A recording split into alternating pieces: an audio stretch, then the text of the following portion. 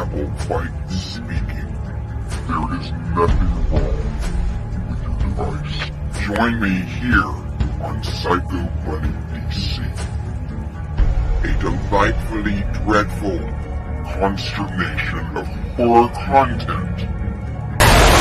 Use your head and free your mind.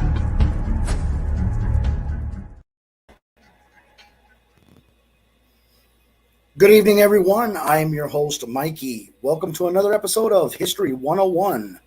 I will be discussing interruptions that have happened on live television. Warning, there is talk about suicide in this subject. If you feel like you're alone, afraid, or thinking about suicide, contact the National Suicide Prevention Lifeline at 1-800-273-8255. Please get help. And now on to the show. Let's say hi to our viewers here. Iris Lariano, hi. Excuse me, my notifications are on. I forgot to turn them off. Give me a minute. There we go. So, hello, mod. Who's modding today on Psycho Bunny?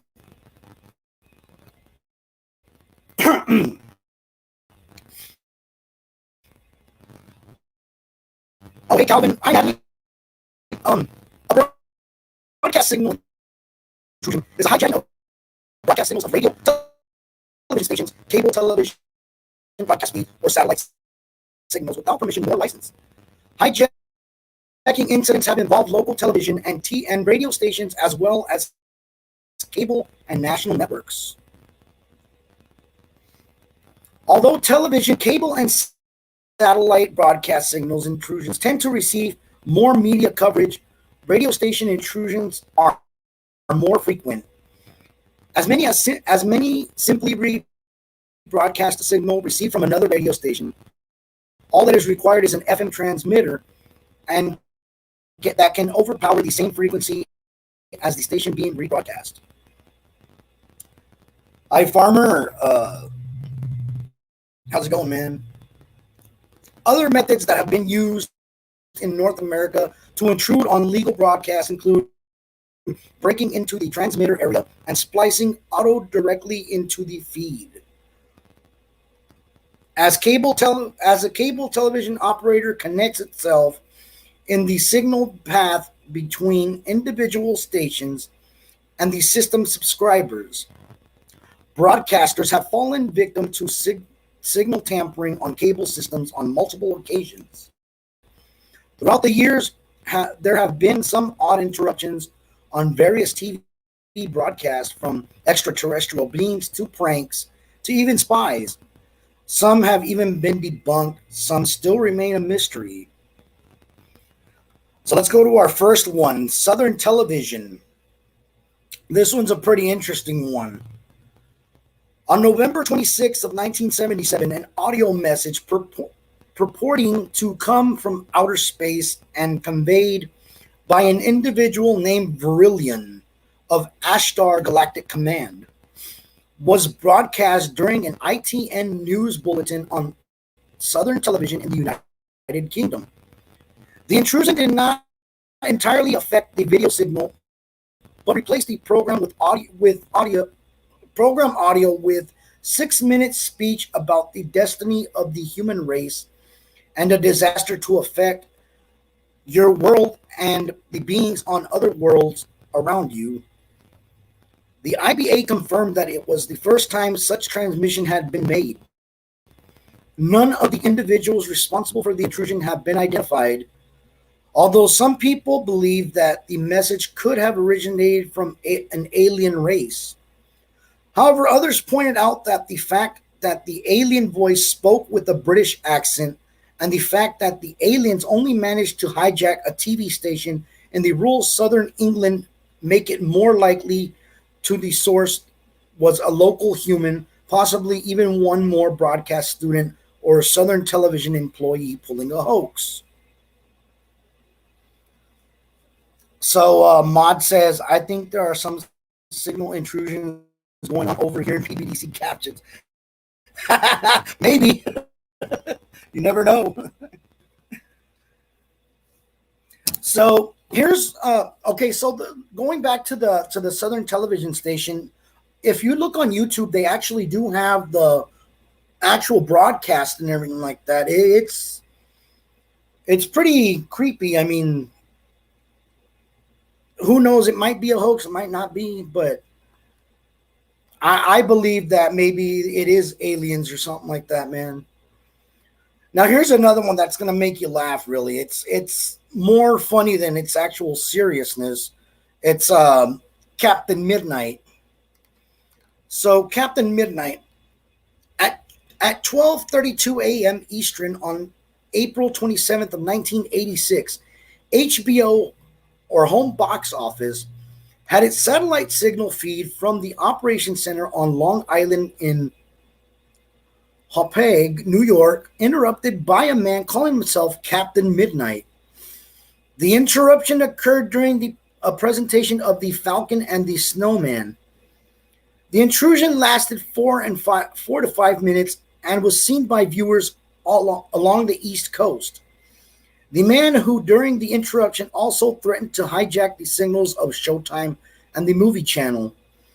He was later caught and identified as John R. McDougal of Ocala, Florida. Ha! Florida! See there, Dom? Hey, Tom, what's going on, man? Yes, this guy was from Florida. Yes, Captain Midnight. Yes, it. Yeah, it was. It was a stupid thing. The guy was ranting about high cable prices and stuff. So, anyways, this McDougal guy from Ocala, he was prosecuted shortly thereafter. Authorities were tipped off by a man from Wisconsin in a phone booth at the rest area off Interstate Highway 75 in Gainesville, Florida. The man filing the report said that he overheard McDougal bragging about it. McDougal's guilt was confirmed by an FCC investigation that showed that he was alone at Central Florida Teleport at the time of the incident, and recording of the jamming video showed that the text was created by a character generator at that location. He was charged with transmitting without a radio license in violation of 47 USC 301. McDougal pled guilty and was fined $5,000 and served a year probation. Ambiguity about whether the 47 USC 301 charge was applicable, since transmitters had license resulted in the passage of 18 USC 1367, which made satellite jamming a felony. Liz, Florida man's always an issue. Yep. McDougal was able to perform the intrusion while working a second job as a master control operator at the satellite teleport in Florida, where he worked to make ends meet due to declining income from his satellite TV equipment business. He stated that he did it because he was frustrated with HBO's service rates and that it was hurting his business selling satellite dishes, hence his second job at the teleport. The message placed over the SMPTE color bars broadcast by McDougal read, "Good evening, HBO, from Captain Midnight. $12.95 a month. No way. Showtime movie channel, beware." And so Natalie says, reminds me of movie Pirate Radio.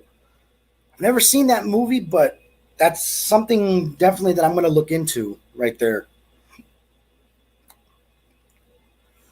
So here's something that probably some of y'all know. I know a lot of the youngsters don't know him, but a lot of us will. A lot of us are. Max Headroom. Yes, there was a actual intrusion, called the Max Headroom incident. We've all might have heard of Max Headroom, popular back in the late 70s and into the 80s. But this broadcast was not the normal Max Headroom we saw regularly. On November 22nd, 1987, An unidentified man wearing a Max Headroom mask appeared on the signals of two television stations in Chicago. Independent station WGN TV, owned by Turbine Broadcasting, was hijacked first. The intrusion occurred during the sports report on its 9 p.m. newscast, as lasted about 25 seconds. Then came the PBS station WTTW, where the man was seen and heard uttering garbled remarks before dropping his pants, partially exposing his ass, and was then spanked by a woman wearing a French-made costume with a fly swatter before the screen went black. So not only was he getting spanked here or anything like that, but he was making fun of, I guess, Coca-Cola and he was making fun of Coca-Cola and Pepsi and stuff like that. So the next inception occurred about 11 p.m. during an episode of Doctor Who serial horror of Fang Rock. Lasted almost 90 seconds. None of the individuals responsible for this intrusion have been identified. This incident got the attention of the CBS Evening News the next day and was talked about nationwide. The HBO incident was also mentioned in the same news report. Hi, Miss Patricia Santricero. I don't know how to pronounce it, but hello. Now, this one's going to get a little bit saucy, so listener discretion or viewer discretion is advised, okay? The Playboy Channel religious message. Yes, trigger warning, parental advisory. Kids, get the hell out of here if you ain't old enough. If you ever had cable back in the days, you or your parents more than likely had the Playboy Channel. The Playboy Channel is an adult cable TV station that showed many adult movies. Playboy was started by Hugh Hefner. A broadcast of softcore adult entertainment on the Playboy Channel was disrupted with the text-only religious message on September 6th of 1987. The message read, Thus saith the Lord thy God, remember the Sabbath and keep it holy. Repent, the kingdom of heaven is at hand. Taken from the Bible, you know. Thomas Haney, an employee of the Christian Broadcasting Network, was convinced of satellite piracy in connection with the incident. Haney, who pleaded his innocence, was the first person convinced under a new federal law which made satellite hijacking a felony following the Captain Midnight and Max Headroom incidents. According to investigators, the religious content of the transmission and the type of equipment used that drew them to CBN, the jamming signal left behind subtle technical clues that were captured on a VHS recording made by the Playboy Channel's uplink at the time of the event. Static boobs bring me back. Right? Like finding fingerprints in the video, after investigators were confident that they identified the brand of transmitter and character generator from the video, they concluded that CBN was the culprit. Haney of Virginia Beach, Virginia, was on duty at his job as the uplink engineer at the time of the jamming. CBN maintained that the FCC's case was entirely circumstantial since there was no witnesses and the signal could not be traced to a point of origin. During this investigation, experts on both sides attempted to recreate the incident with CBN's equipment. According to CBN spokesman Dino McCann, they were unsuccessful. Furthermore, CBN asserted that there was not enough power for Haney to jam Playboy's signal, but during the trial, government witnesses said that the CBN station was capable of interfering with satellite transmissions. After initially being deadlocked, The jury eventually sided with the prosecution and convinced Haney on 2 of 6 counts.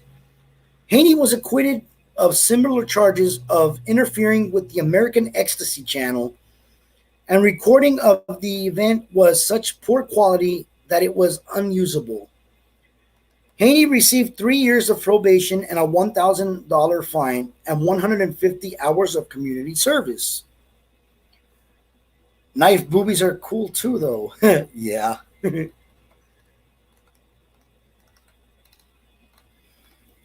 Now, here's one that it's out of the United States. It's called the Telewizja Soldatenracht.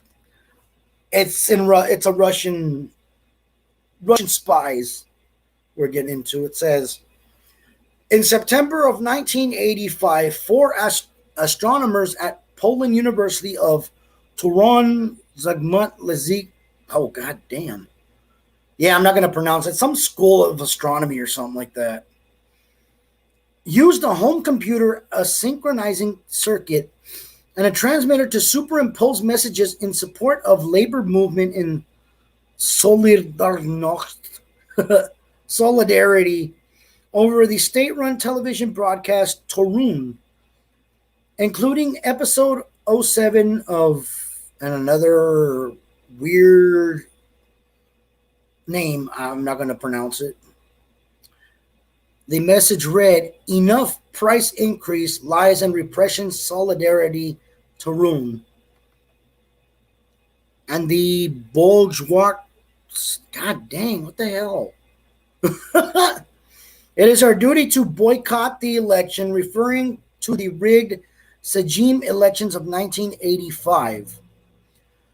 With the Solidarity logo, the four men were eventually discovered and were chained with possession of unlicensed radio transmitter and publication of materials that could cause public unrest.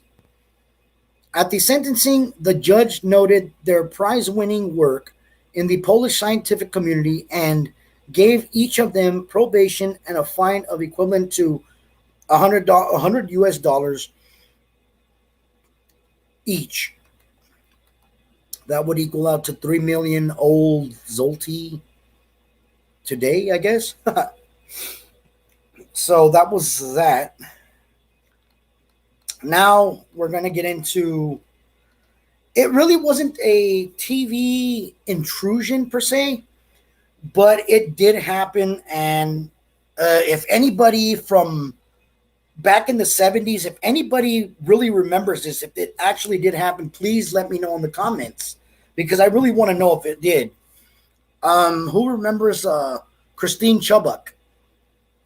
Yeah, that's going to be, this is the last one. On the morning of July 15th of 1974, Chubbuck confused co-workers by claiming she had to read a newscast to open Suncoast Digest, something she had never done before. That morning, guests waited across the studio while Chubbuck sat at the news anchor desk during the first 8 minutes of her program. Chubbuck covered the 3 national news stories, then a shooting from the previous day at the local restaurant Beef and Bottle. At the Sarasota Bradenton Airport, the film reel of the restaurant shooting had jammed and would not run, so Chubbuck shrugged it off and said on camera, "In keeping with Channel 40's policy of bringing you the latest in blood and guts and living in living color, you are going to see another first, an attempted suicide." She drew a .38 caliber Smith & Wesson Model 36 revolver and shot herself behind her right ear. Chubbuck fell forward violently, and the technical director faded the broadcast rapidly to black. The station quickly ran a standard public service announcement and then a movie. Some television viewers called the police, while others called the station to inquire of the shooting, if the shooting was staged. After the shooting, news director Mike Simmons found the papers from which Chubbuck had been reading her newscast contained a complete script of her program, including not only the shooting, but also a third person account to be read by whichever staff member took over the broadcast after the incident. He said her script called for her condition to be listed as critical. So yeah, so that concludes my show for tonight. It was kind of short. Please go and like all of our content artists that are a part of the PBDC P13 collective. We have some new faces in the collective, plus our friends Dom and Tom have a new channel of their own.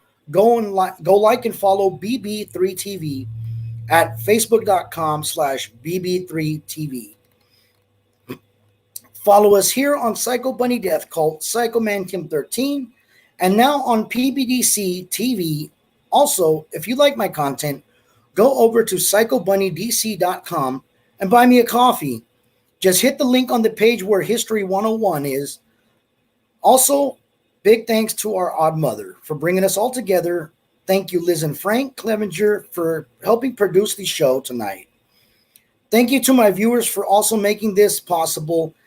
It's been a pleasure. Stay tuned next Monday for History 101. I'm Mikey saying good night.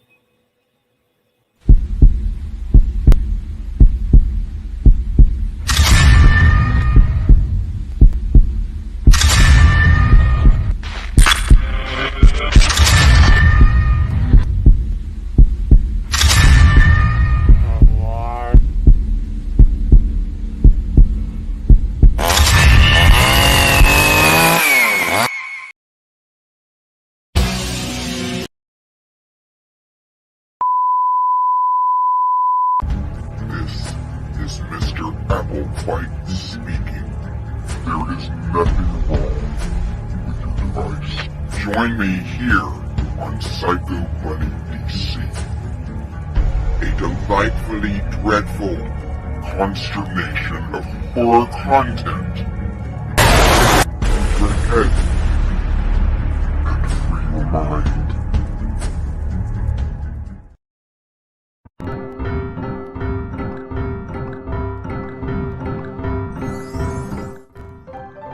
It's that time, kids. Hold onto your heads. Join Psychomantium 13. Each week for thrills, chills, and a horrific good time. Don't lose your heads. Join Psychomantium 13 and enter the weird.